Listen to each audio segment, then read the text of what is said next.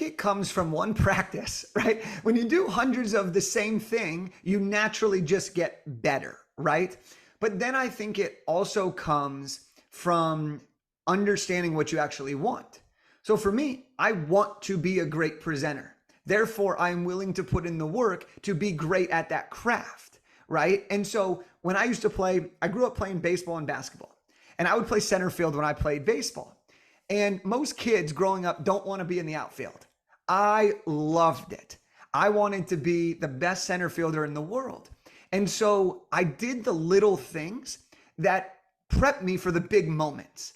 And those little things are when I got to a field, I would pick up blades of grass to see which way the wind was blowing. I would roll some ground balls in the outfield to see were there going to be any bumps, or was I going to be able to scoop it cleanly and be able to throw somebody out? Where were my angles that I was going to take to back up my teammates, right? And those things, where's the sun going to be? And I think when you really want to be great at something, you're willing to put in a level of preparation that enables you to be ready. And so for me, I love presenting. And I've really tried to, one, hone the craft, learn from people that were better than me, and then get as many repetitions as I can so that I can articulate the message in the easiest and most concise and enthusiastic way, right?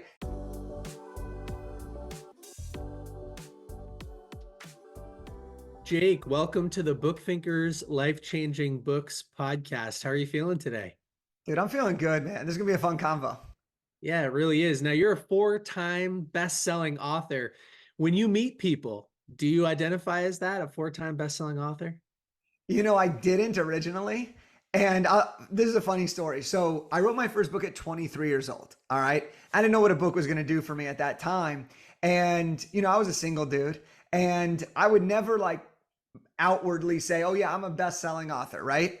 But my friends, they started to think this was hilarious whenever we'd go out. And so they would be like, this is a best-selling author that you're talking to right now. And so it was hilarious. But over time, I've started to understand what it means to become the identity of someone who writes a best-selling book. But it's always been a fun journey of identifying as that, or just, you know, being proud of the work that I've been able to accomplish with the team I have. Yeah, that's amazing. Jim Quick says, I am are the two most powerful words in the English language. Wow, I'm having a tough time with the English language today. So it's cool. Yeah, you might as well step into the identity, right? Now, that's a lot of fun. Did that pickup line work for you? Let's say it made for some fun conversations. Yeah, that is pretty funny. Did you ever bump into any other best-selling authors at the bar? I didn't. No, and most people weren't in their early 20s writing books. So the crowd I was with were doing entrepreneurial things, but very rarely were there authors in their early 20s at that time. So for the original book, what was the inspiration? Because you're totally right. The average early 20-year-old isn't writing a book. So I didn't expect to write a book at 23. Okay. So I had in my mind that in order to write a book, you had to have achieved a certain level of success, or you had to have a certain amount of money, right? So then you would be, in my opinion, credible, right, to society. Yeah. But then I was working with the Los Angeles Lakers, okay? And this was my first job out of college. I was working for Los Angeles Lakers. It was Kobe Bryant's final NBA season. And you're 23, so this is all aligning perfectly. Yeah, right. And so I'm getting to work with the team, and I'm like, this dude Kobe has an impact on the entire world. People are spending their life savings to come watch him play one final time. And I'm like, how do I do this? Now, I couldn't become an instant Kobe Bryant overnight, but I thought maybe if I can't change the entire world, what if I could change one person's world? And so I came home that night and I just asked myself two very simple questions. What do I know? And how can I help? And then the truth is, man, I didn't know shit, right? Like I'm 1 year out of college, but the only thing I did know was all of my fraternity brothers and my younger real brother, who's a couple years younger than me, they all asked for my help. They all asked for, Jake, how did you get all these interviews? Jake, how'd you land your job with the Lakers? Jake, how'd you network with all these executives while you were in college? And I realized that I knew enough to help people who were 1 to 2 steps behind me get the results. And so I ended up writing my first book. 6 months later, Kobe retires, I retire, and I release Elevate Beyond, which was a millennial's guide to standing out in the job market. And that book became a bestseller, sold thousands of copies right away. And within months, I was speaking all over the country, and my book was used at colleges as required reading in their syllabus. So it was like a unexpected, incredible journey that was all founded in the belief of sharing knowledge to help another person. Yeah, man. You can't hit a home run from the dugout, right? You've got to step up to the plate and take a swing. So I think that's so cool. Were you a big reader of personal development or business style books prior to deciding to write this one? So I've always loved books, and there were two books that I read in my high school days. Okay. One, the first one that my parents really wanted me to read was How to Win Friends and Influence People by Dale Carnegie. I still quote some of that book in speeches that I do and workshops that I do. And that was like a hook because I started doing the things and then I was creating like all these amazing connections. And I was like, this is the most amazing thing. Let me read more. And then I got introduced to an author by the name of John Gordon. And John Gordon writes business fable style books. And his book was called Training Camp. And I read this book cover to cover over and over again. It was the underdog story of this guy who's in training camp to make the NFL.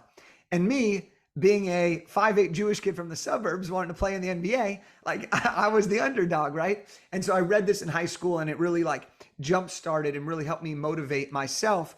And then since then, I've been just a voracious reader, sometimes going in waves, right? Depending on the season. But reading has been such a huge part of my life. And it's crazy that now it's part of my like actual job, which is nuts. Yeah, so cool. The girls at the bar stood no chance. They were talking to somebody who worked at the Lakers, had a best-selling book, and had read How to Win Friends and Influence People. So you're like of the school of Dale Carnegie. So cool. Um, John Gordon has been on this podcast before, so you guys are sharing the digital stage right now. What are some of your favorite lessons from that book? I mean, I think one of the biggest lessons from that book overall was, for me at least, right? And I used to have quotes from that book all over my wall for about 10 years. But it was really about, for me, understanding that if you want something bad enough, you got to be willing to endure the journey to reach the end point. And oftentimes, and again, this is cliche, but this is why it is like you got to understand that as you build something that's worth building, it's going to require you to go through times that are hard. And when it gets hard, you have to decide, do I want the hard or do I want the easy and get the quick win? And so I think for me, it just kind of embodied this, that I always live with the underdog spirit. And, Dean Graziosi, he has that book, I think The Underdog Advantage or something. And it's really about taking this, for me at least, like there's always more to be had, but you got to have fun in the pursuit of greatness. I love all of those lessons, and I agree 1,000%. And so how do you go from, okay, I decide to write this book because I want to have Kobe Bryant level impact at some point in my life, and this is the first step. So you decide to write this book, it goes bestseller, you realize it was an easier process than you thought. You also realize there was an inbound demand for the information that you were sharing, right? So that's a great sign. Your friends and your little brother and everybody else is asking you for this type of information. It performs well. How do you go from, okay, I wrote a book to I'm going to help other people write books? So that took a while, right? Because I still wanted to be in the world of the NBA. All right. So once I started speaking, I was like, this is amazing. Didn't know I could have a career doing this. Didn't know you could get paid to talk. I was like, this is the coolest thing ever. So I'm getting paid to talk, but I still wanted to work in the NBA. So I built out a NBA event. And it was called Professional Basketball Combine, with the whole idea to help NBA players turn their dreams of playing pro ball into their reality. And over the next 3 years, we helped 70 plus NBA guys sign contracts that have now been worth over $250 million in lifetime contracts. And that's been like unbelievable. But as I was going through this journey, I wrote my second book because people started asking me, Jake, how have you been able to network and get all the NBA teams and national media? How have you been able to do that? So I wrote my second book, Elevate Your Network. And then the pandemic comes. Now, along the way, I'm helping people here and there who are writing books. I'm showing them my newest bestseller techniques and tactics. I'm showing them the marketing things, but I'm just doing it for fun because my heart was working, in the basketball space and speaking. I was A-okay with what I was doing. But then the pandemic hits and instantly my combine gets shut down and speaking revenue disappears pretty much overnight. And I was like, Well, this is one of those opportunities that life isn't going to go according to plan every single time. And I really kind of started to switch and learn more about the online space and really dig into it. And so then I ended up writing my third book. And then fast forward, and at the end of 2021, one of my business coaches at the time, she was like, Jake, you know, as someone who's doing more of the online stuff, I wouldn't bring you in to speak about this general stuff that you're doing. But if you wanted to talk about how to write a book for business, I'd bring you in as a guest speaker tomorrow. And it was like, I had resistance, but then she brought me in and I did a presentation. I made it up on the spot. And I had somebody right after saying, how much does it cost to have you help me with my book? And at that moment, Big Idea to Bestseller was born. Top of 2022, we officially launched Big Idea to Bestseller. And now we're a rapidly scaling publishing company that helps entrepreneurs and executives write nonfiction books to grow their business. So are you a traditional publisher? Is it a hybrid model? Are you helping people self-publish? What does the model look like? So the model that we've kind of taken on is not traditional, not hybrid, and I would say it's like the major leagues of self-publishing.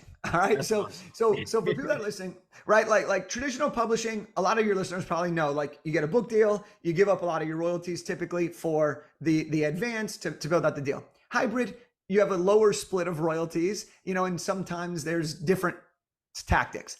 With us, you get all of those services. We have ghostwriters, we have writing coaches, we will edit your book, design your book cover, format your book, we will publish you professionally, we will help you launch your book, we'll help market your book, okay? But you maintain 100% ownership, rights, and royalties of your book. So it's not just self-publishing where we're just saying, hey, this is how you do it. We can help you with that as well. But this is, hey, you're gonna get all the services from the best of the best in the industries, but you're gonna still retain 100% ownership so you can use it for higher margins, for different marketing techniques, for coaching clients, speaking gigs, et cetera, and some of the other things that you can do by retaining control. I think the average reader who wants to maybe write a book, right? We've got a lot of aspiring entrepreneurs, maybe early stage entrepreneurs in the audience who think, okay, like I might want to write a book.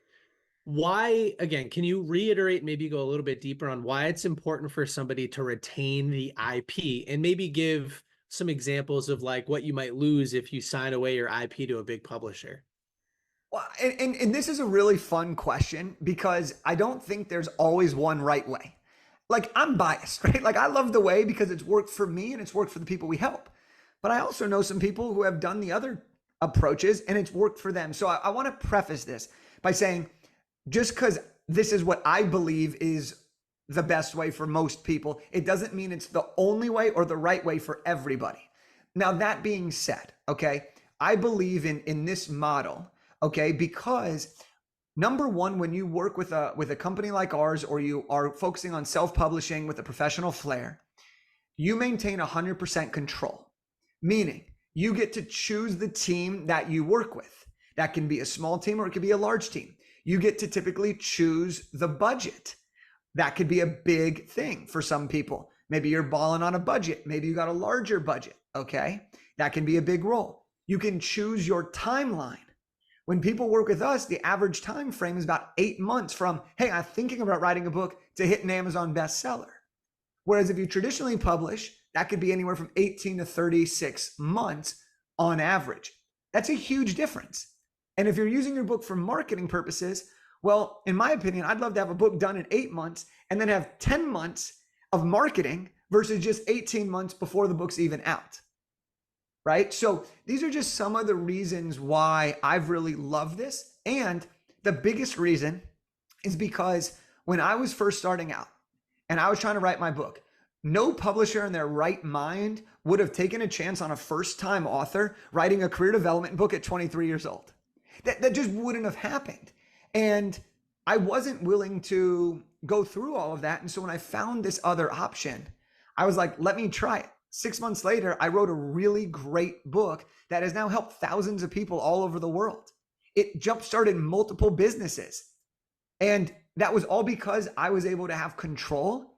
And then I was able to use it however I wanted. I wasn't responsible for making decisions based on what someone else wanted. I didn't have to focus just on book sales to get royalties. I only focused on what I wanted to do. I could give books away freely. I could buy cheap author copies. I could get higher profit margins. I could do so much with my book by retaining control. So it's one of the reasons I'm a huge, huge fan, especially if you're using your book for business growth. I love that you said self-publishing with a professional flair. That was cool. And all of the reasons you just highlighted, those are the same reasons that I decided to self-publish my book, Rise of the Reader. And I'm a big advocate for working with a company like yours to get the book done. Um, I'm sidebar real quick. I mean, we're still recording this, but separate conversation for a second. You're an amazing presenter. I love the way that you just laid all of that out. Now, I know you read How to Win Friends and Influence People in high school, so kudos to your parents for kind of forcing you to do that. But where has your ability to articulate your thoughts and present in such a well manner, where has that come from? I think I'm sitting here today with Ken Rusk, who has done hundreds of millions of dollars in business. He's also sold tens of thousands of books and changed countless lives. We're sitting here today because he is sponsoring today's episode. So Ken, tell everybody about your course. Well, thank you. I built a course called The Path to a Successful Life. It's designed around trying to get somebody unstuck. You know, sometimes you're feeling like you're kind of stuck in where you are and you're not really sure what you want your life to look like or how to go about getting it. Well, for the cost of about dinner and a movie and maybe the time you spend on a weekend, you can exactly what you want your future to look like and how to go about getting it. You know the power of vision. That's why you watch podcasts like this. So click the link below, get signed up, and let me know what your experience is like. it comes from one practice, right? When you do hundreds of the same thing, you naturally just get better, right?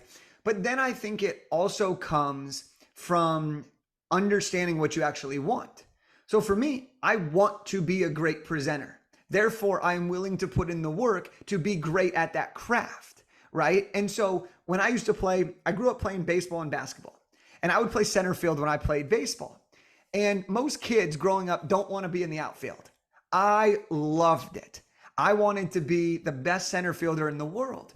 And so I did the little things that prepped me for the big moments. And those little things are when I got to a field, I would pick up blades of grass to see which way the wind was blowing.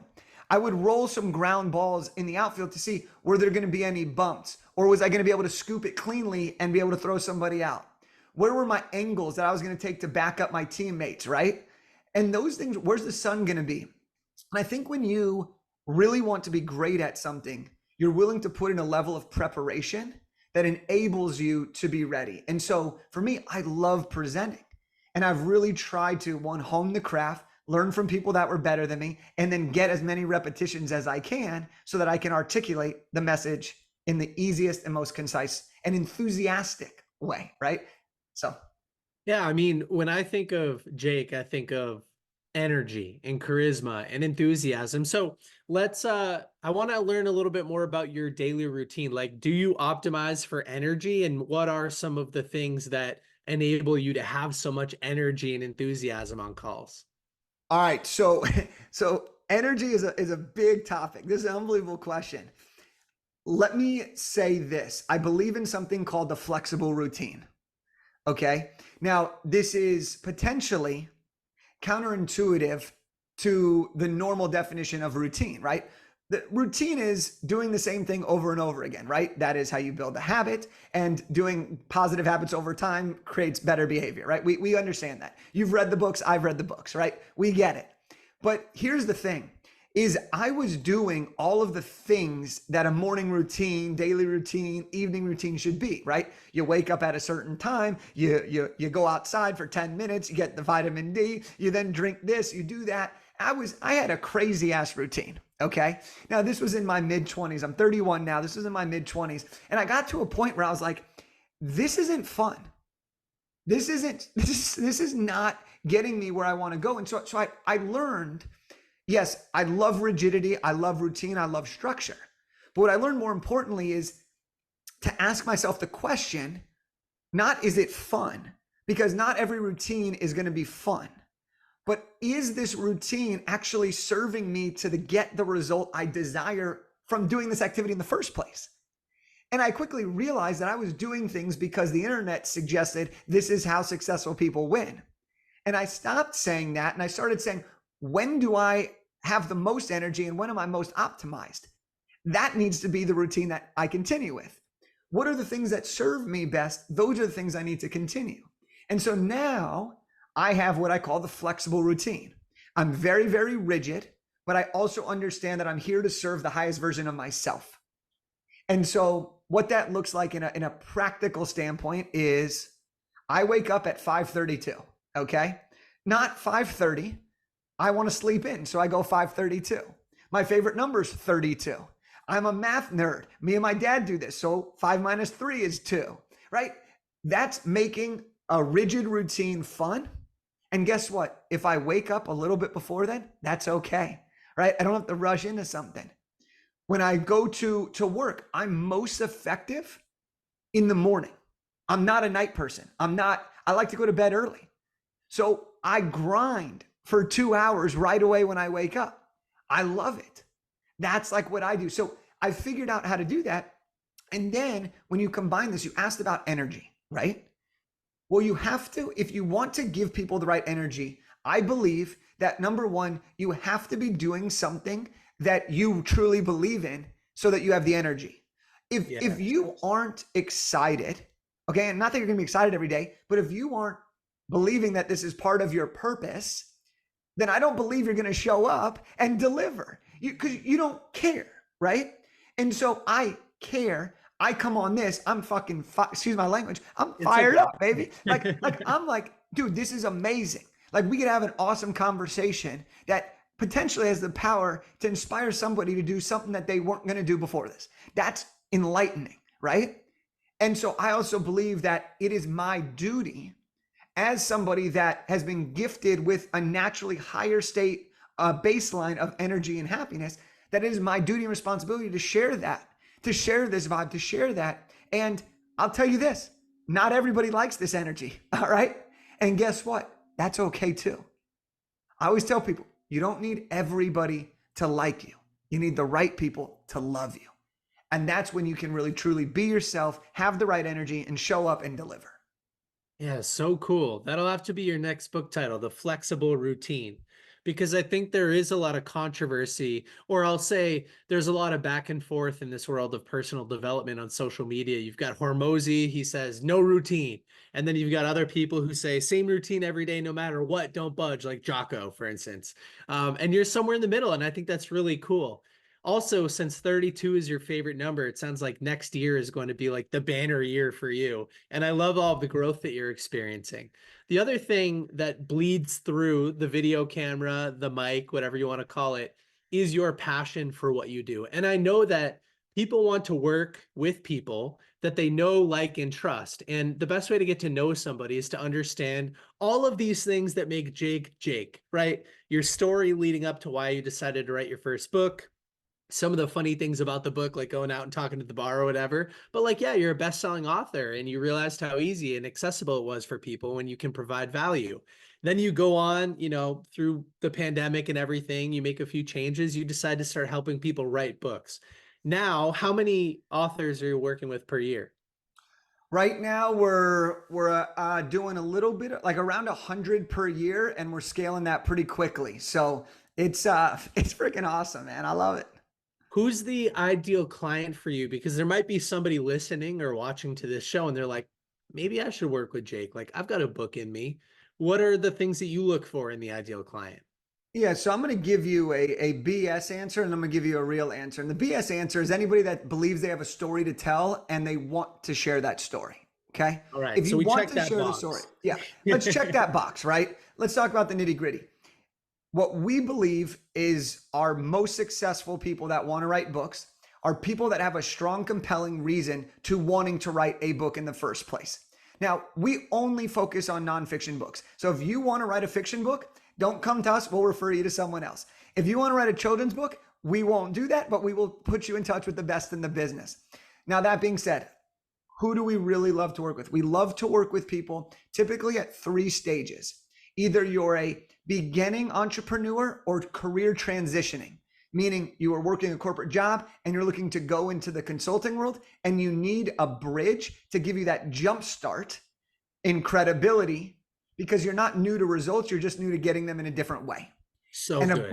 a book is that credibility piece that bridges the gap between corporate to new. It doesn't mean you're a brand new person, never made a dollar. It just means you're new to making money this way. The other type of person is the person who's pretty new in business, the entrepreneur who's new, and they're like, okay, I don't want to spend 4 years trying to figure out how to get clients or how to get in meetings, land podcasts, all these things. So it's a person who's at the beginning who's like, I want to build up my methodology. I want to have a place for unlimited content. I want to have the ultimate credibility piece. So they write a book early on. It builds out their framework, which leads to a back-end program. It leads to their credibility. In my opinion, that is a fast pass to being taken seriously in a space where there's high competition and low barrier to entry. And then, yeah, go ahead.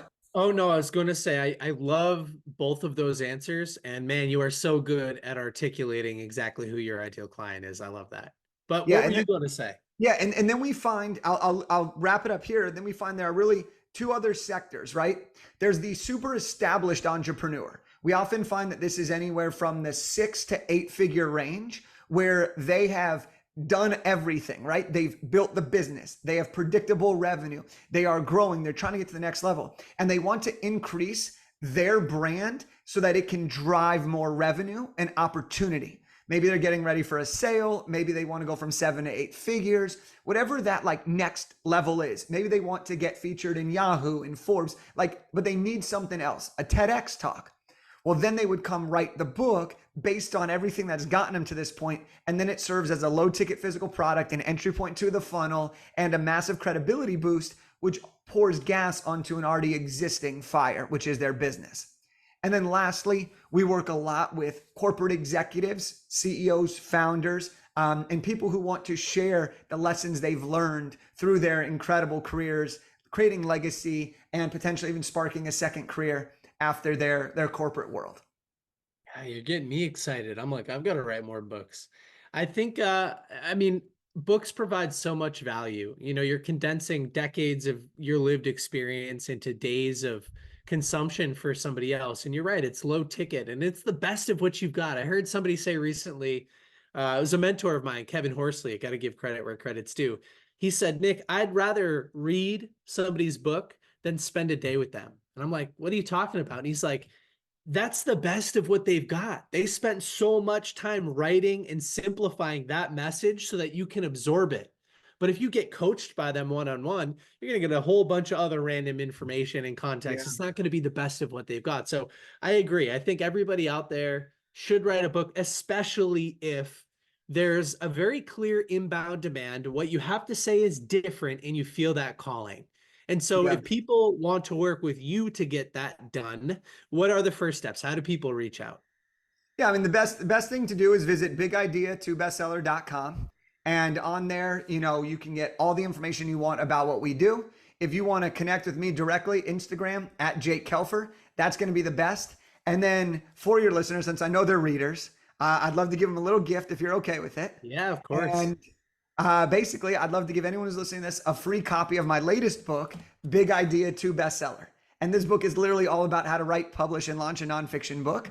So if anybody's interested in that, just message me on Instagram at Jake Kelfer. Say, hey, I heard you on the podcast, and I'll get you a paperback copy mailed to your home.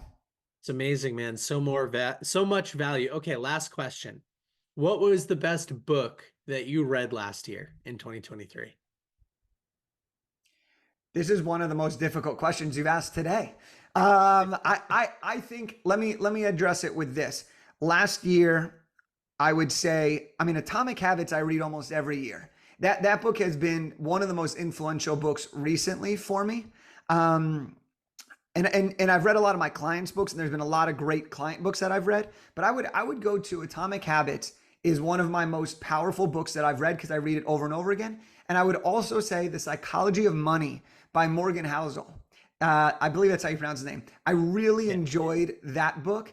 And then because I can't just give you one answer, I will also say this. I just started reading fiction again. And I never thought I would read it after, reading Harry Potter growing up. But that has actually given me so much clarity and great ideas around building a bigger vision because of the worlds that you're introduced to. That's a whole nother topic of conversation. But Atomic Habits and The Psychology of Money were the two big ones for me last year. I had a public speaking professor in college challenge me on the whole fiction versus nonfiction thing because I had just gotten into the world of nonfiction. And he said, listen, man, don't discount fiction. It's the only place in the world where the impossible can become possible at the stroke of a pen. And that is creativity. That is big thinking. So we'll leave it there, man. Thank you so much for the amazing conversation today. And next time we'll do a deeper dive on the fiction books that you're reading. I'll do it. Hey, I appreciate you, man.